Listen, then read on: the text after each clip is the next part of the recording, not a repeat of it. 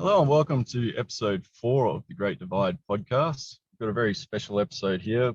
It'll likely be a multi-part series with Brad McClelland from the Virginian and Ohio. And we've got Brad with us along with Christopher Palmieri, who will be running the first little part of this podcast. As I've been out pig hunting and it kind of dragged on a little bit, unfortunately. But take it away, Chris. Well, we could probably do an entire podcast on your hunting delay, but we'll save that for another episode. Brad McClelland, well-known and moderator of the Virginian and Ohio Historical Society Facebook page, and one of the freelance model railroads that has been inspirational for all of us in the hobby. So it's kind of an honor to be here with both of you gentlemen, and I think. I don't know. Why don't you just start off with a little introduction and tell us about the early days of the V&O and as you became aware of it. Okay. Well, first of all, thank you, Mitchell and Chris, for inviting me to be a guest of the podcast. This is my first one, so it's let's see how it turns out. So, well, let me go back to the late 50s because it's kind of important. My mother was Beverly Smith. Her mother and father started a model railroad shop called Smitty's Hobby Shop in Dayton, Ohio. And then my grandfather, my mom's dad, he worked for the B&O as a fireman just before the war. And he worked between Dayton and Chillicothe, Ohio, down to Wellston and that area. So he worked for the railroad, and then he started a successful hobby shop, which unfortunately just closed this year. But it's been in the family, 70 years. It was called Smitty's Hobby Shop or Dayton Model Railroad, and it was like the premier place. And then my father started his own model railroading, I believe, probably right out of high school, which I think he graduated about 54, 52. And then he was in Escale, and he started his first railroad, which was the Miami Valley Railroad. And both my parents, my mother was born in Dayton, Ohio, and then dad was born in Cincinnati, and then his family moved to West Carrollton, which is a suburb south of Dayton, Ohio. And was born in Dayton and was raised in West Carrollton until I married and moved on. And so how'd my parents meet? Well, my dad came into Smitty's Hobby Shop, and my grandmother or grandfather said, "Hey, meet my youngest daughter, Beverly." And that's how it started. So unfortunately, I got genes from both sides, from my mom's side and my father's side of this affliction of trains, both model and prototype. So that's kind of an interesting story how that came about. I think they married at 57. My sister came along in 60. I came along in 62. And from there, we started. That's when I remember the Afton division was just all woodwork, nothing. And we would have family night, and we would, at that time, Dad laid everything by hand. He would get balsa wood ties, and he made a jig, lay the ties out. We put masking tape on it. He'd put some glue down, and we'd put the ties down, and then he would come along and spike down the rail. He made his own switches, turnouts, all by hand in the early stages. But I don't remember much of it at a real young age.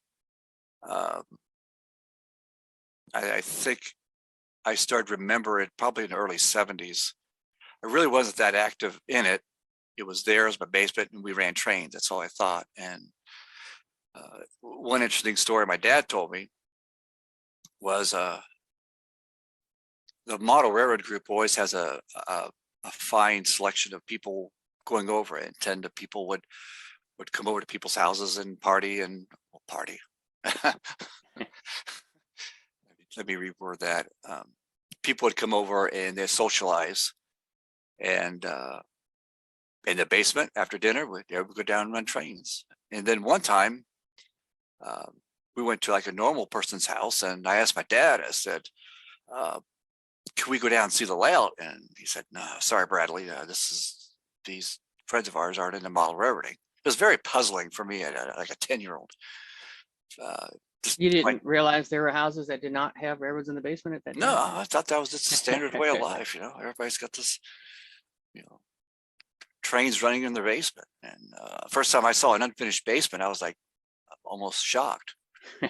So it's just one of the memories. And so that was the 60s. I don't remember much. My brother came along in 67, 68. Should remember that. So my older sister, her name was Kelly. Of course, I came along, the middle child, and then my younger brother, Patrick.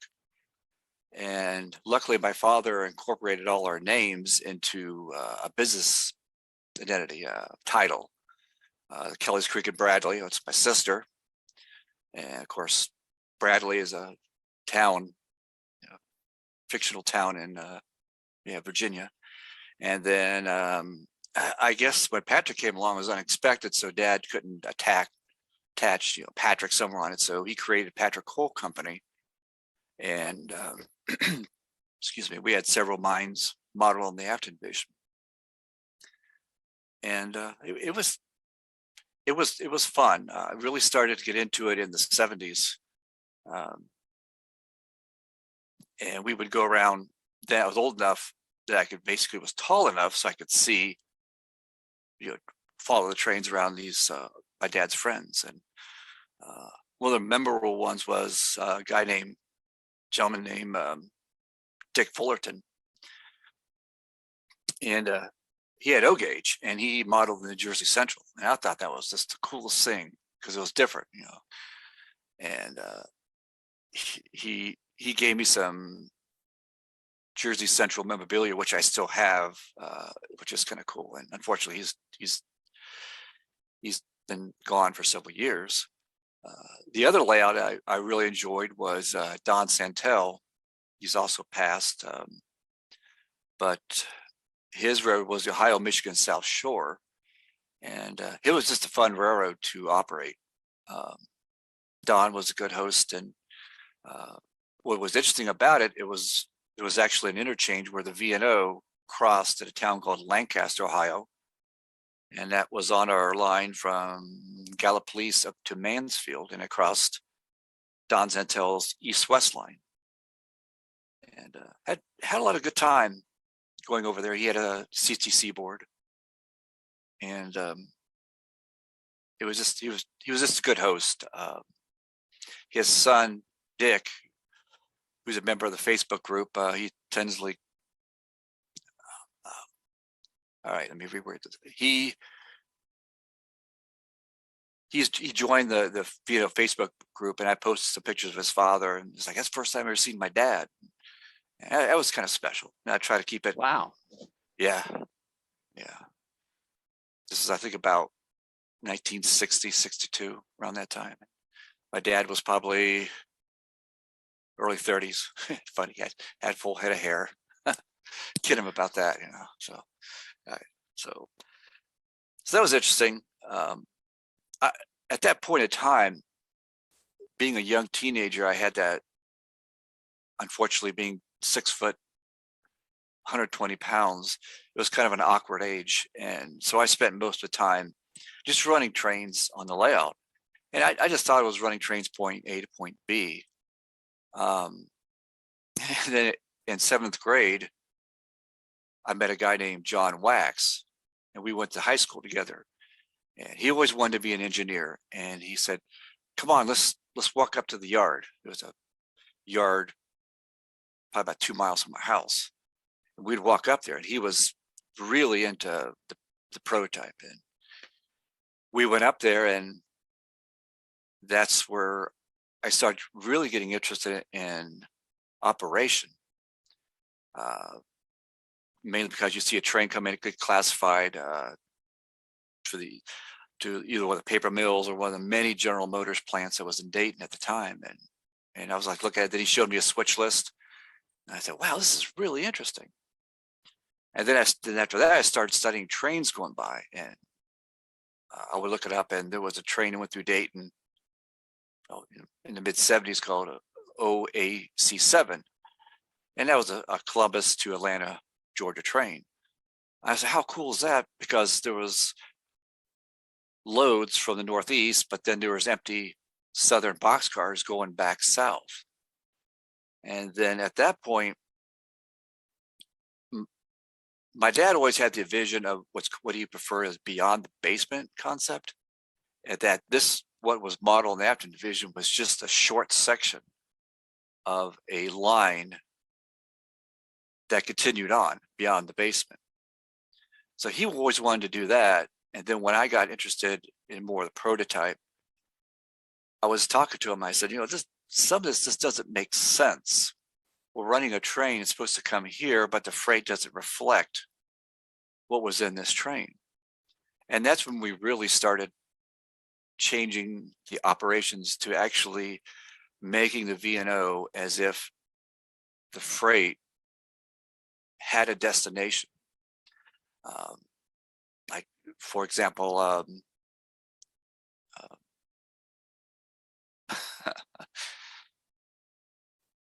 you wouldn't see a Florida East Coast car loaded with grain coming in. And that's how we did we had a system called car cards. So each freight car had a card to it.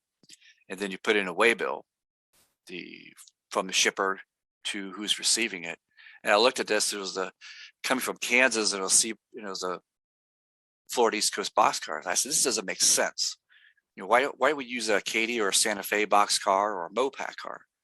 And that's when I kind of really got involved where when we blocked the trains, it looked familiar. Like one of the trains we have, the hottest train on the V&O on the Afton Division was 97 and 98. It was a St. Louis to somewhere on the East Coast. And at that point, I started getting the cars like a cotton belt car and a Katy car. You'd see that going to it, and vice versa. A train going westbound would be all the empties going back at that time. And I was fortunate enough. My dad was pretty much, well, you do all the blocking, you take care of all this and all that.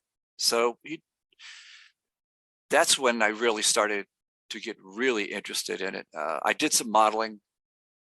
I started modeling right after Conrail, because at the time, we lived a block away from the New York Central, Penn Central.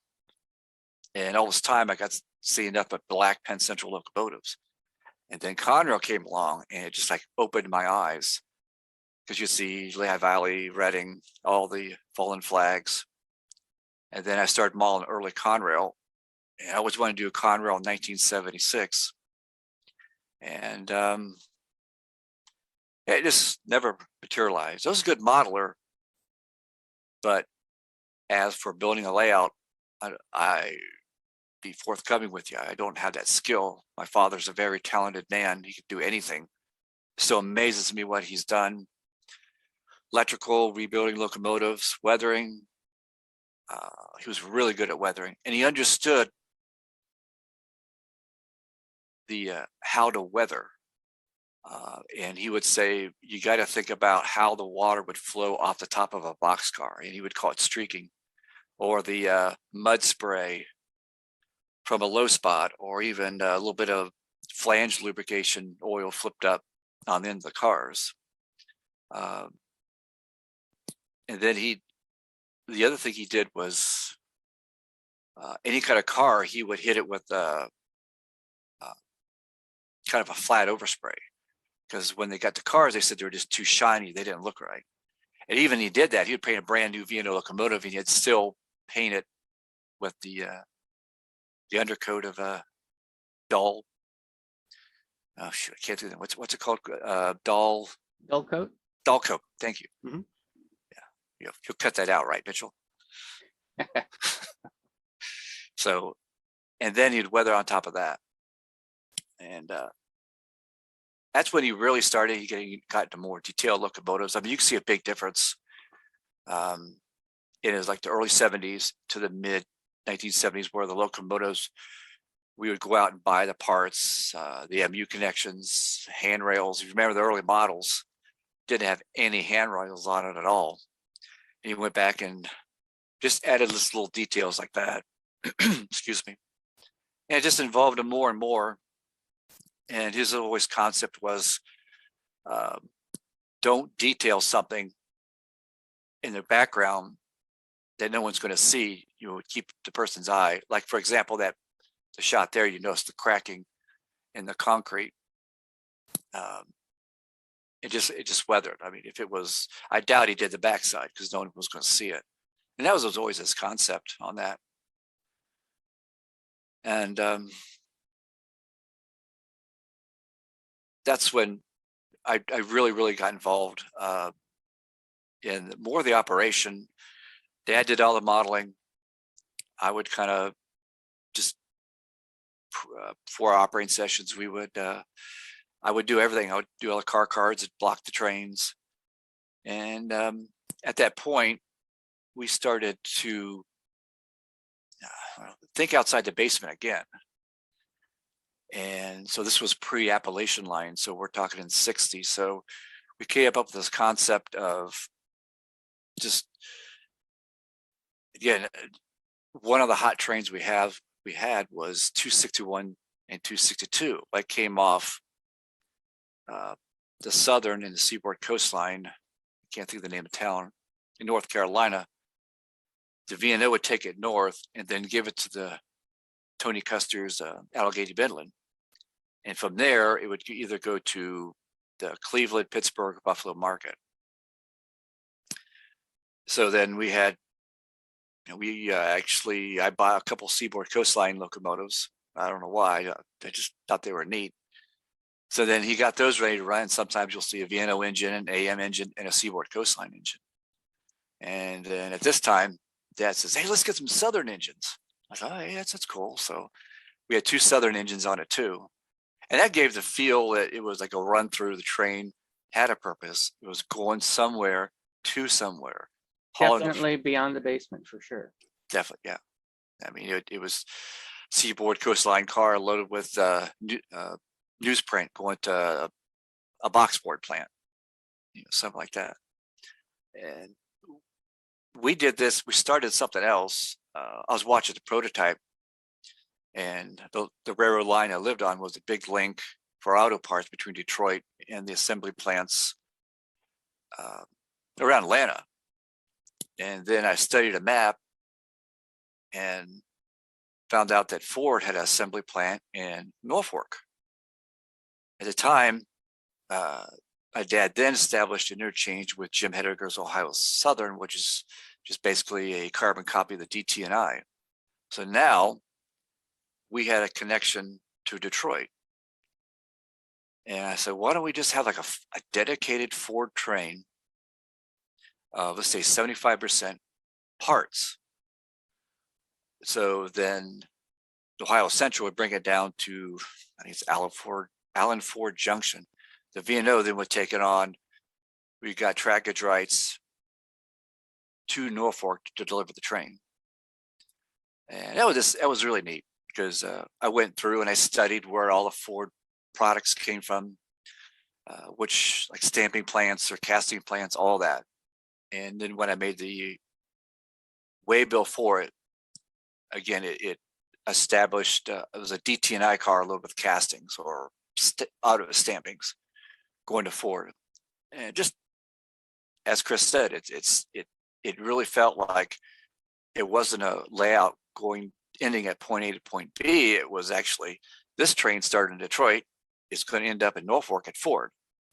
So, and the Acton division only saw like maybe 10% of its route, probably less than that. But still, that's what I really enjoyed doing, was just the blocking, logistics, more of than of where it was going, trains going there for a purpose. But that also involved when the Appalachian lines come along, and I could talk about that in the future. Did you Yeah. put pen to paper and write down an all-inclusive schedule of trains on the V&O as you saw it, or was it just kind of a focus on, you know, a particular corridor that caught your attention and that's what you focused on? Well, what I came up with, I was happy that my father trusted me in doing this. Um, I looked at all the trains we had, and I said, some of these just don't make sense. You know, you're going from this town to this town. What are you hauling? And then that's when we really started to evolve. This was probably just before the Appalachian lines. And oh crap. What was your question, Chris? I was asking if there was like a master list of all the schedules, train routes or trains. You know, if you were to sit at one location on the V&O, you know, over the course of a day, you would see these trains, and it would be, you know, going from here to there. Or did you focus on, you know, this automotive market got your attention, and you focused on that and wanted to make that little piece plausible? Or what was the extent of the scheduling that you went into? Well, what we did was we looked at all the trains where they were coming from, and then we started to make the train appear as if it came from that. I'll use the word gateway. And so I don't know, certain things I just remember. 61 and 62 was our junk freight. All the 90 trains were our hot trains. 93, 94 was in the 50s. It ran from Dayton, Ohio to Afton and terminated. And I was kind of explaining to my dad that, you know, you can't have a whole train from St. Louis terminating in Afton. It just doesn't make sense. And that's when we started to look beyond the basement. So then we found out that I found out that we could do a eastern terminus, which would be RFP's Potomac Yard. So I just made sure that when I went through there after each operating session, I'd go through and just categorize everything, made the trains look sense. And we didn't necessarily have a schedule. We just had a what trains were going to run that day, and just put them where they needed to be in the staging yards on the east and west end of the Afton division. And Dad always had a sign-up board, or basically a fancy call board or on-duty board. And the one thing nice about it was, if the crew was called at 1 o'clock, well, there's time it didn't leave at 1 o'clock, or 1 at 1:30 or 2:30. So it was. We tried to establish that it was not necessarily a scheduled train. It was just an extra train. Here's its train number. At the time, we ran 3 passenger trains each way, 5, 6, 9, and 10, and 1 and 2. And then as time progressed, we dropped 1. And then finally, altogether, we dropped everything. And then during the Appalachian lines, we did contract with Amtrak to run a short train over the V&O. And that was interesting as the time progressed. And we had to go through and change a lot of stuff. Some of the automobiles and trucks on the layout didn't make sense anymore. Like, if you remember, the old Auric trucks had the rounded trailers. Cool trucks. So it had a really nice overcab Mack and a Kenworth. And a lot of those trucks were just didn't exist then. So we had to get newer vehicles on that. Signage we had to change. We had to rethink all the motor power by 68. We had to rethink of everything on the motor power. And let me step back in time. The reason, my dad's always been a steam fan, and the reason why he chose to dieselize, which was probably late 60s, 70s, At the time, brass was expensive, and that was the only thing that was coming out. And if you remember, Atlas came out with their GP40 and GP35s. And that's when he said, well, look at this. If we move it up to this date, we could do this. And before that, he moved to 62 so he could have GP30s. And that was, I can't remember who made it. It wasn't Model Power. It was the first decent GP30. And that was that error. So he made the transition from steam to diesel. And it was kind of an interesting story about it. He just said all his engines were brass and they've been running for 20 some years. And one, he had an 080, number 80, and the side rods just wore out.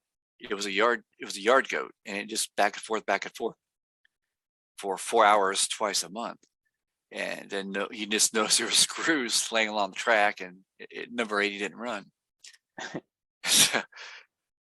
And he just saw that, it was interesting because it involved that he realized that steam is too pricey, and with the new model plastic locomotives coming out,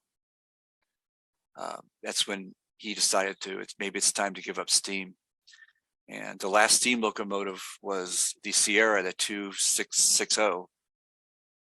It was originally number 270. It was number to 1470, I think.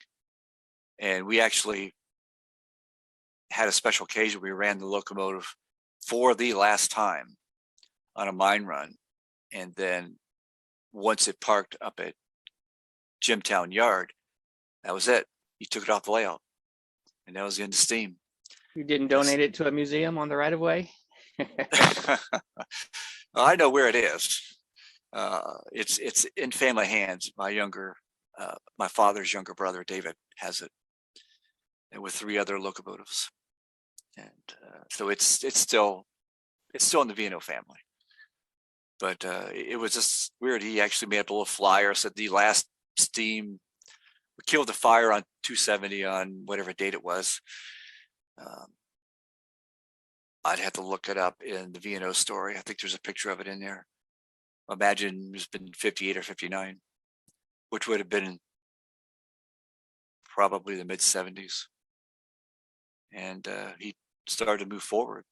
And the real reason is, the other reason why he kind of gave me the torch on operations, because a lot of stuff, he says, I'm starting to forget about what the railroads were like in the 50s.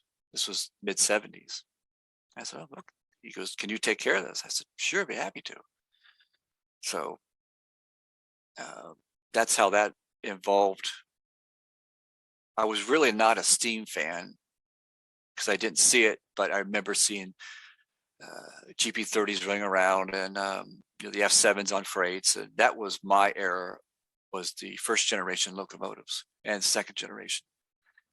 So he involved with it. And when each time he changed, of course, we had to make a lot of changes around the railroad too, which was fun. Doing that, we just had to look over everything to making sure that it fit the time period.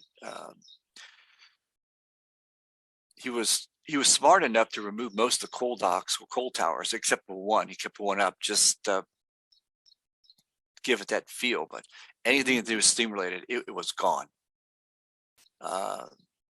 One project I had was we had the depot at Clintwood, where the Durham subdivision splits off to the south toward North Carolina. And he goes, can you make this depot appear to be out of service? I said, so you don't want me to build it, you want me to look like almost run down, ready to fall in? I said, yeah, I could do that. That's cool. I could do that. So I've been to enough abandoned stations. So I said, okay, what did it look like? Well, first thing I did, I boarded up all the windows. And then the other thing we did was we weathered the outside a little bit more and then removed the Railway Express sign. So you'll still see the diamond on it. And then the other thing I said was, let's take off the station sign, but put it down on the ground.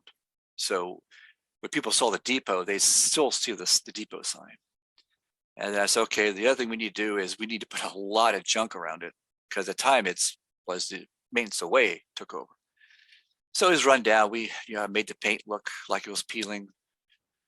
Put MOW trucks and just junk all around the depot. Put potholes in the station platform.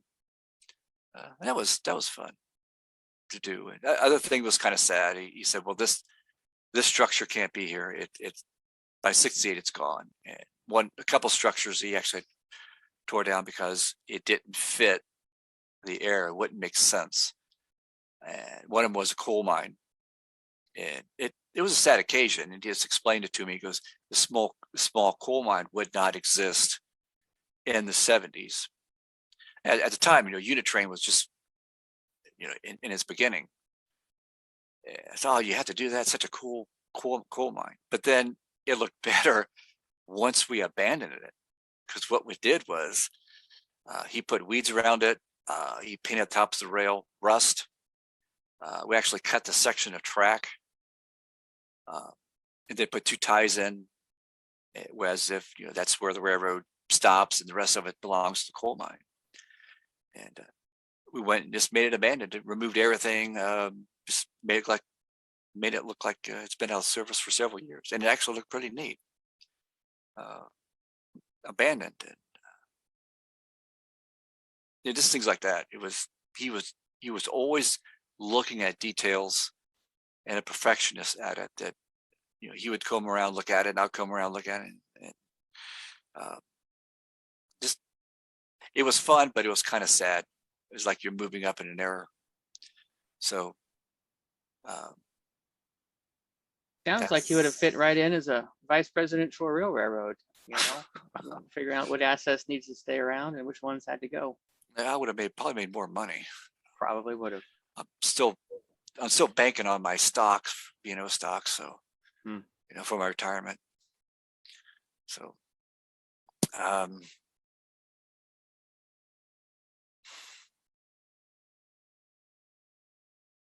trying to think what else. I'll cut in with a question. A lot of what we see with freelance railways is mostly the look. And one of the things that really stands out with the V&O is that early days was the dip blue. How did you guys really come up with the look for it?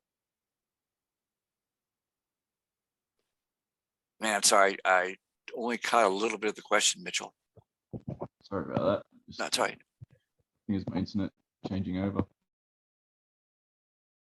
With the freelance railways is the overall look that you'll see, as with the photo we've got here with the Appalachian lines livery with the blue and the white. Early days, it was just a very solid blue color, and it really stood out as being something that seemed quite realistic. How did you guys come up with that? That was my father's idea. And he studied other Appalachian railroads, mainly the B&O and C&O. And he realized that they were really conservative on painting their locomotives. And that's where he came back and goes, okay, the V&O is going to be a conservative railroad also. Simple paint scheme. All the freight locomotives were just the blue. Passenger locomotives only had the white stripe on the frame. And he liked the blue, but he didn't like the B&O blue because he thought it was too dark. And I'm not sure why he didn't like the C&O. I think he picked the B&O blue to impress my grandfather, since he was a B&O man. And that's when he came up with the blue. So his other theory to come with that paint scheme was he knew he wanted to model something in the Appalachians, whether it was Virginia or West Virginia. That's his true love, was that area. So he picked blue just to make it stand out on the scenery. As you notice, when you look at the photo, your eye is going straight to the locomotive. Just because between the contrast between the blue and the green really stands out. And So that would also cover to rolling stock. You'd have basic boxcar brown sort of look. Coal hoppers, I'm guessing a lot were black, that sort of thing. yeah, correct. again, his approach was, we're going to do this the cheapest as possible. And of course, at the time, every railroad back in the 50s had boxcar red. But at the time, again, he just wanted to make it simple. He didn't want to put a lot of graphic on it. What would a railroad do? A conservative-minded railroad that didn't want to spend a lot of money, and came up with the boxcar red. But pretty much, I think he wanted to keep it consistent with the prototype. And the same with the hopper cars too. They're all, when he got them, he painted them all grimy black and then lettered them. Even when Nathan came out, I think in '76, they had that 55-ton car. It was numbered 1976, and he would actually take a little bit of grimy black and just overcoat it, just to get rid of that gloss black, and it looked a lot better than a shiny hopper car. Granted, he had some cars that were shiny right out of the shop. Again, he wanted everything just to be as if what would the B&O, C&O. His other big influence was, actually, I forgot to mention, was the Clinchfield. And I went with him twice on a trip, and that's when he really seen the parallel between the V&O and the Clinchfield. That both had red cabooses, very little markings on their freight cars were similar. The locomotives were similar, not the paint, but it just said Clinchfield, where Virginian Ohio on the side of the locomotives. So he just wanted to make sure that it would fit for the area and the time period. I think the Santa Fe War Bonnet is a gorgeous paint scheme, but you wouldn't see it in the Midwest, especially in the 60s. That's something that colorful. Now, granted, you had the Northeast Railroad, which was different, but NW, another good example, very conservative. C&O, B&O, Clinchfield, all those were just simple paint scheme, simple lettering on red cabooses. Yeah, and it's definitely something that's really lent towards the plausibility. Like, I've heard stories that people would read about the B&O in magazines and then go looking for it, and hang on, can't actually find it. But it came across as something that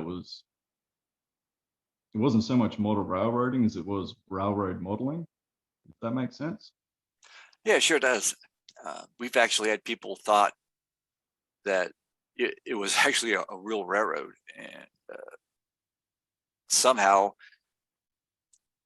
my dad got a letter, and the guy was necessarily really into trains, but he said, well, I went to Stanton, Virginia, and I couldn't find the V&O anywhere.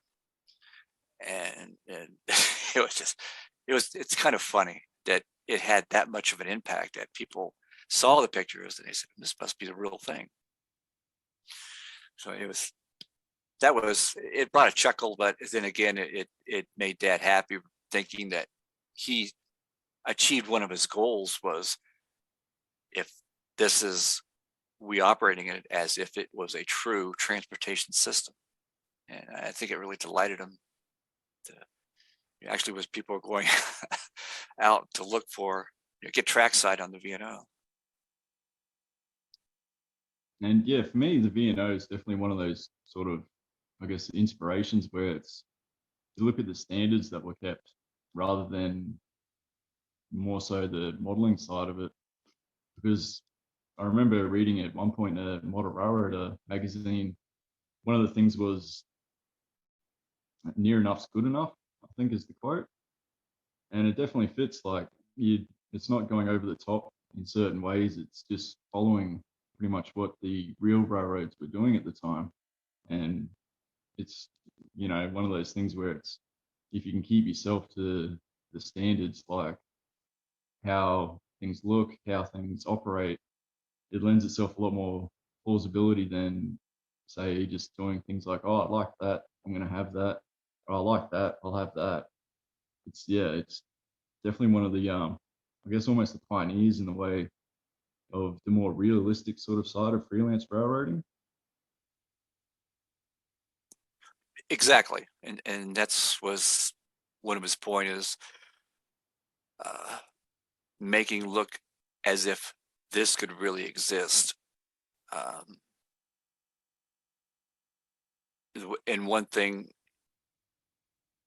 luckily, my dad wasn't really necessarily a rail fan. I got, first at a young age, at teenagers, I just didn't get like getting stuck in the basement working. So I would walk over, block over, watch the trains go by.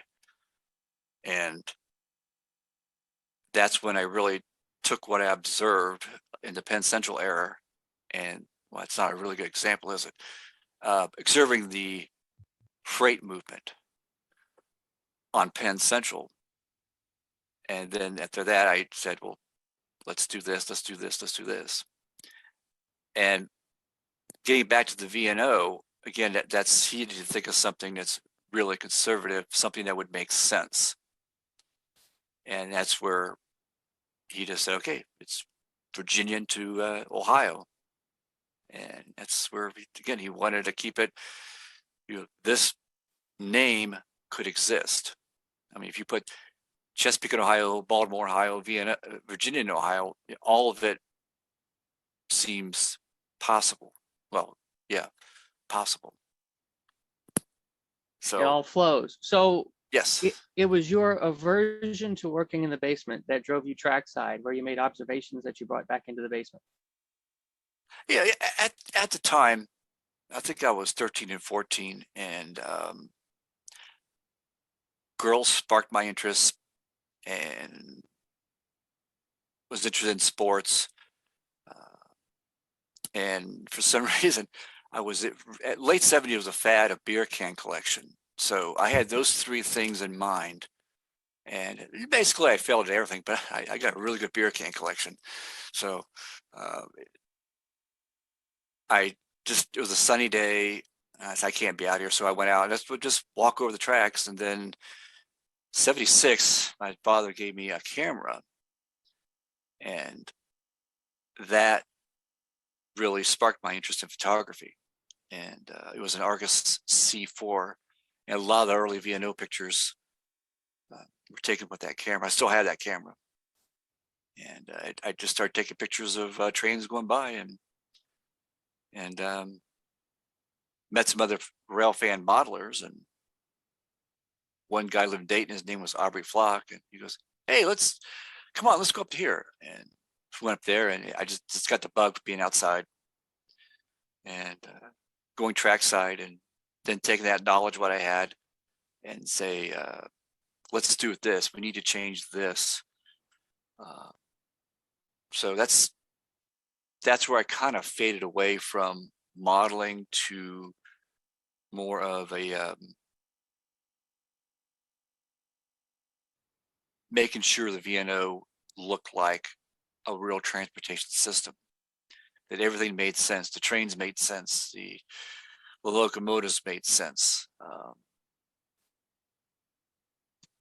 He even asked me, like, what diesel locomotives would we get? And again, we were thinking conservative at the time. What the railroads do back then? Well, they maybe about 20 SD40s, 10 U30Cs, and maybe 10 Alco 630s.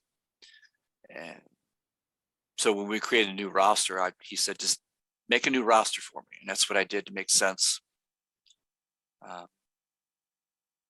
For me, it was exciting to see that era, because I remember seeing the Alcos go by, and it was neat seeing that era. That was probably my favorite era. Was probably when you modeled about 68, when you could start having the -2 versions of EMDs and some of the newer GEs. And the sad thing was, a lot of the F7s, a lot of the FAs had to go. So, that was the sad part about updating. It's like you go to a deadline in wherever, and you see all these dead locomotives. And we did that, and I put covering over the exhaust stacks, and then we had a lineup of FAs and a couple Alco switchers. And what he did, he sold the FAs. We did keep a couple for helper service, or with drag freights, non-important freights. Example, that the cover photo here, that would have been a hot train with the newer power with the GP38-2s on it. So it was constant. It was fun to see the change. But I noticed on the V&O Facebook page, somebody recently posted a question. What is it about the V&O and some of the other railroads like the Appalachian Lines as partners that are so believable? And there was a good conversation about that on the thread there. And the point you just made about it being sad to get rid of the old power as you move, one of the comments was that these railroads, the V&O especially, stuck to a storyline, and included in that storyline, why does it exist? What kind of customers would it serve? Is also what time frame is it in and are remodeling? And I think a lot of people, to your point of, it's sad that I have to get rid of the FAs, you know, we overreach what we want to put in the picture of what we're modeling, and that lends some disbelief. So it's your point about it being sad, moving away from the older power, that takes some discipline, and you guys did it very well. Well, thank you.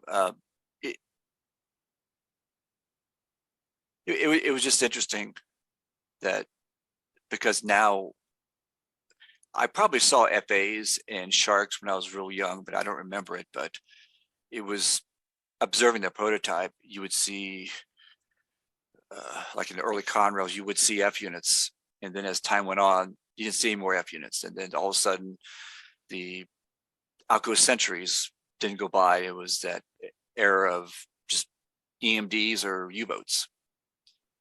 So I convinced them. I said, "Let's make a deadline. That would be so cool. Just make one look horrible." We had one where, I'm trying to remember what it was, but obviously it blew a turbocharger, and he just put oil just streaking on the side of it. So it looked awful.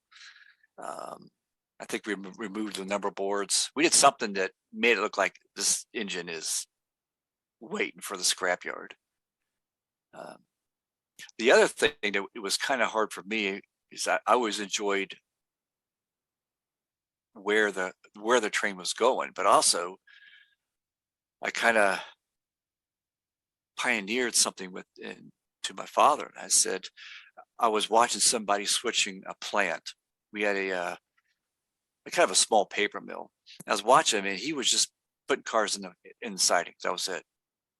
And I looked at it, I said, well, that's where they unload tank cars. Why would you put a boxcar there? So then when we came up, my dad, the hometown I grew up in when my dad went to high school to, interesting story about that. I went to the same high school my dad did, and I had a couple of his instructors, which is kind of cool. And so, oh crap. All right, Chris, one more time. We were we're just talking about the discipline of the storyline, and sticking to it. All right. One thing that I didn't even think of, my dad came up with this, was he says, this industry, I got to take out the rails. And I said, why? We're still switching. He goes, and then he kind of looked at me and said, when's the last time you saw a car spotted at the house track over in town? And I said, oh, yeah. He goes, and what happened to that siding? I said, they tore out the switch. That's what he did to several industries. At the time in '68, certain industries became more economical for that industry to receive trucks.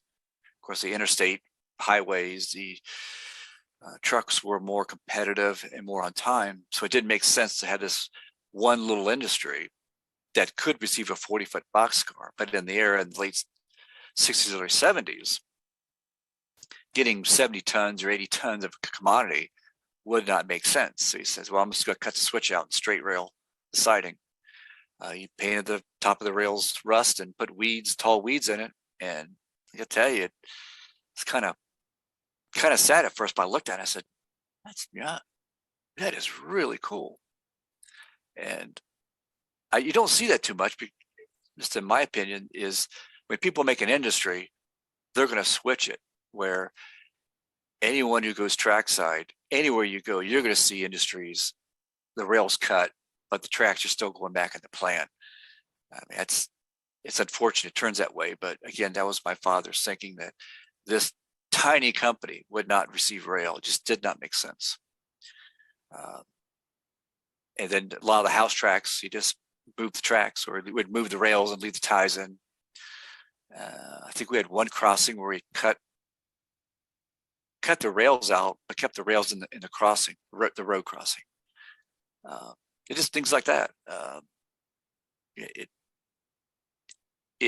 was sad, but then it looked really, really real for 1968 or 1972. Especially when we moved up to 75, that's when we made some big changes to make it feel as a 75. But again, then I don't want to jump ahead to 72 or 73. But that was the changes in the 1960s that I was really involved with. Suggestions and just think that's what I really enjoyed doing. I was never a good modeler for scenery. Unfortunately, I just didn't have that talent. It's nothing against me. I just didn't have it. But I enjoyed the decaling, weathering, really enjoyed weathering. After studying freight cars and see how they weathered and see how different commodities would streak, like out the boxcar door or on top of the covered hopper. Both my dad and I saw that, and I mentioned it before, it became a streaking where the water would hit. It would take whatever is loaded in that car and then streak it down the bottom.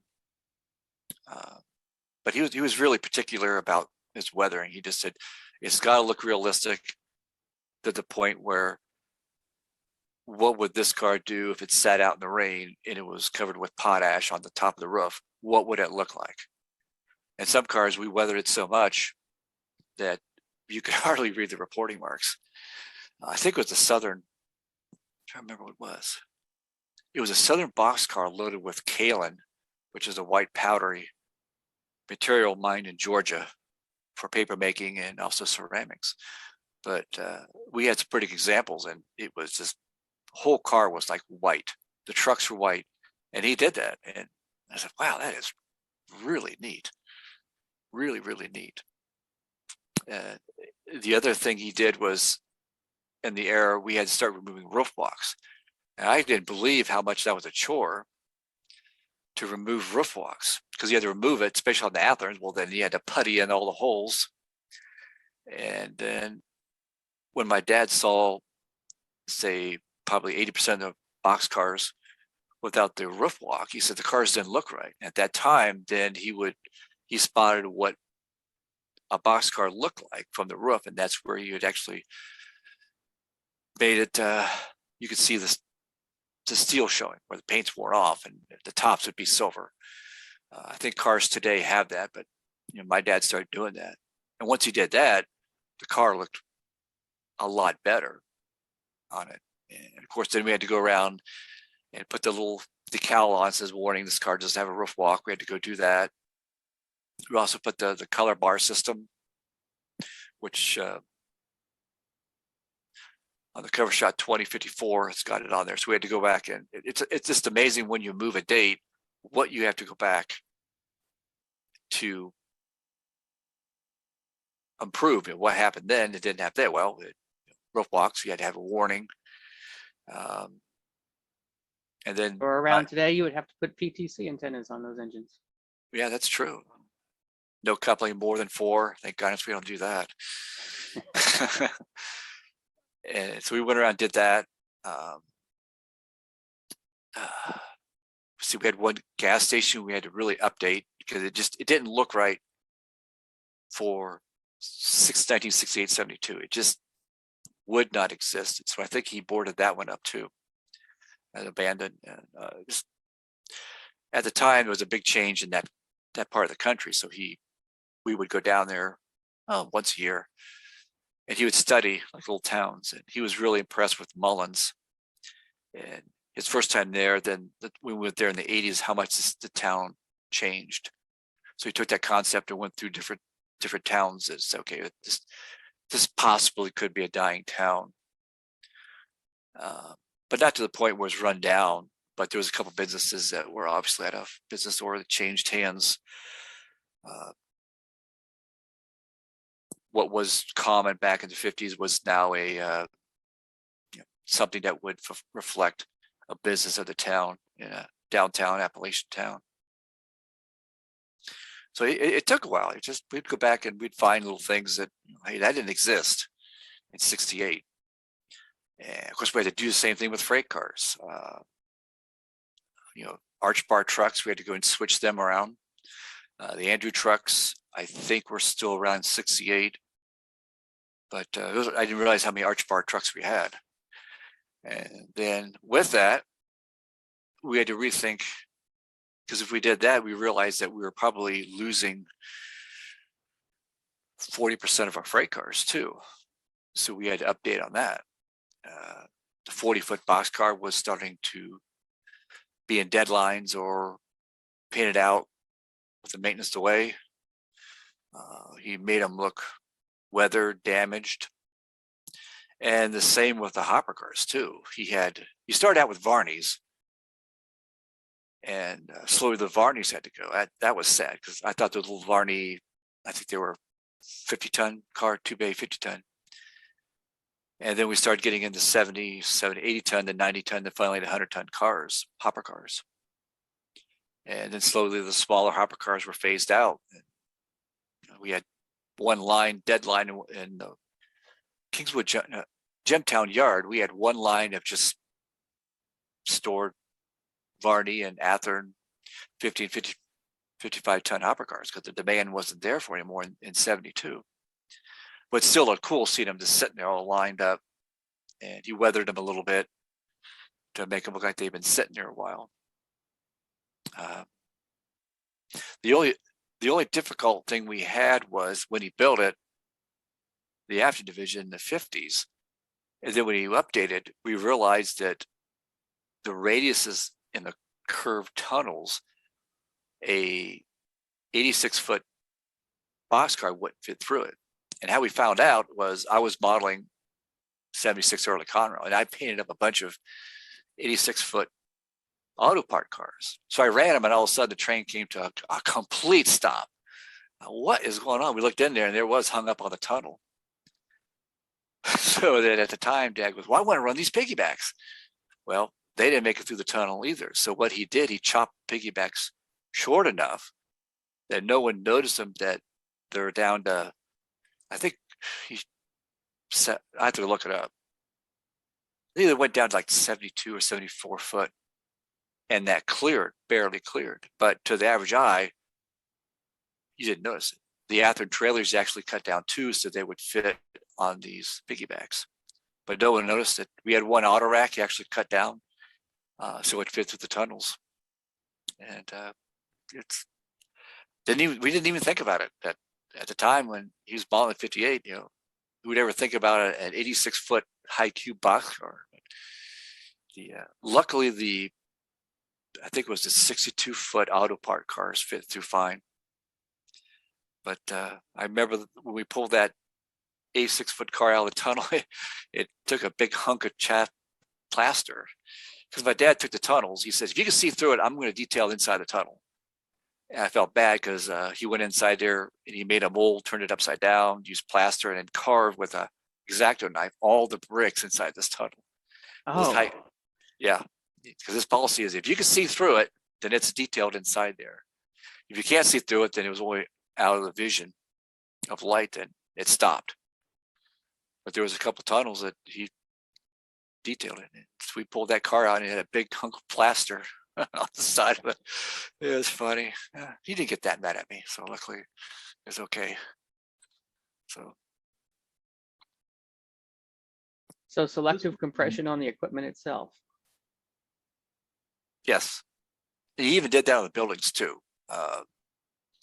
He made buildings as if, and this was one thing that I also got interested in is, and this is nothing against any other modelers. I mean, the modelers can, one thing nice about freelance is you could do whatever you do, but we would go around and we went to this particular layout and we looked at this industry, this tiny building, but the freight cars were bigger than the building you're receiving. And I brought up my dad and he goes, yeah, I noticed that too. And he goes, that didn't fit. He goes, he could make a structure against a wall look as if this industry could receive 5 boxcars a day, because you give the illusion of depth.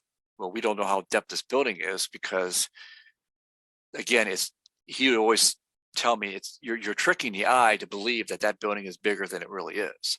And it made sense that this industry could get 5 boxcars a day. So it just gave a lot of depth, and it made sense for that industry, which it also brought cars into a staging yard to be classified and to be put on the proper local to serve that industry. And it was that he uses a lot of trickery. One section on the Afton division, there was a rounded corner, and he told me it just doesn't look right. He needed to create the illusion that it's not 5 feet from where you're standing to where the wall curved. He wanted to make it look like a mile. So he goes, let's put some in scale back in there. So we put some in scale back in there, and it was far enough away. And we didn't put anything really bright that stood out because we didn't want your eye to catch it, to focus it. It was just something that you would glance at and say, oh yeah, that's infinity. And that building is half a mile away. And then you put some trees around it so it didn't really stand out. Once he did that, now that corner looked like it just went on. Just little things like that. Compression, made things smaller, a lot of in-scale way in the background, just give that illusion that it's beyond the basement, beyond 2 or 3 feet. And he was a master at that. He was really good at it. He saw that early on, just with how buildings should look, what industries fit the area. Also, he was really, really particular about. And I enjoyed doing that, of finding out what companies made sense in that area. So that I would research. I got I forget what it was. It came out by the USRA, and it showed lines, and then on there it showed on the lines who the industries were. Oops. And what commodity it would receive, how many tonnage was. So at that point, I went through there. I said, well, this makes sense. We don't have any powdered dominite going to the mines to spray on the walls of the mines. And then I found, okay, where was that mine? Well, it was mined here. Okay, well, then if it's mined, let's say in Michigan, then it would come down as in a Grand Trunk covered hopper, for example, something that would fit. And once you saw that car come in there, oh, that's loaded with that. And the other thing my dad was really particular about was his hopper cars. After studying the Virginian Railway, the B&O and C&O, every V&O coal train had V&O hopper cars. There was no foreign roads at all. It was all solid V&O hopper cars. And that made it look really interesting. And again, I'm not trying to put down someone else's railroad, by this one particular model railroad had.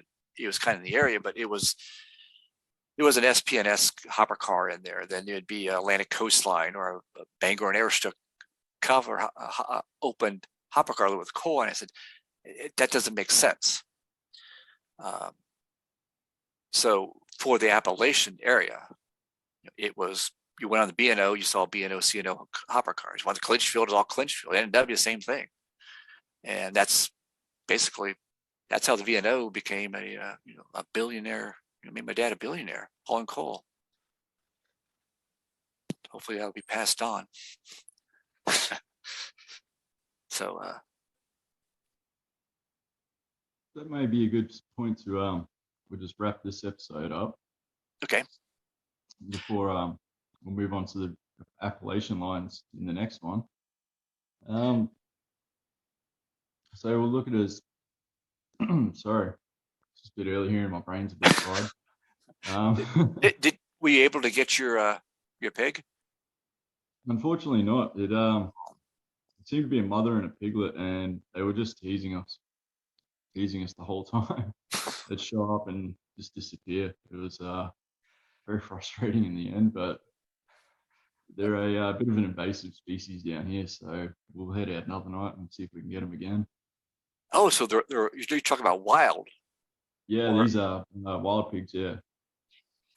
We'll see. That's the American coming out of me. I'm thinking, sausages and bacon type of pigs, So I think it was more of the destroy the farm. That sort of thing. okay. But we'll wrap up here, and it was great to have you on, Brad, and we'll have to organise another time. I can't really make a promise right now on when we'll at least record the next episode, because I'm in the mining industry nowadays, so my work schedule's a bit here, there, and everywhere. But as soon as we can, we'll get that done. Okay. And thank you to Chris for being on. Yeah, thank you, Chris. I believe we've got an announcement from Home Shops, but I think we might leave that for the next one.